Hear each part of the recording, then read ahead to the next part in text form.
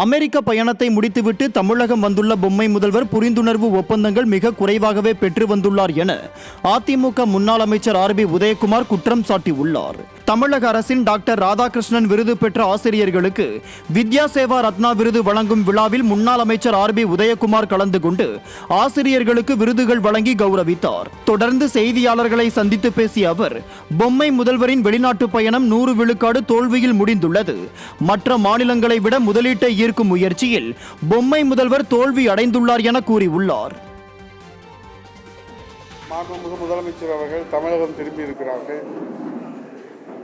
ஆனால் அவர்கள் கொடுத்த அந்த விளம்பரத்தின் அடிப்படையில் பார்க்கிற போது பிற மாநிலங்களிலிருந்து வெளிநாடுகளுக்கு சென்று அவர்கள் ஈட்டி வந்த முதலீடோடு நாம் ஒப்பிட்டு பார்க்கிற போது மிக மிக குறைவாக மாண்புமிகு முதலமைச்சருடைய வெளிநாட்டு பயணம் 100% தோல்வியிலே முடிந்ததாக பார்க்கப்படுகிறது.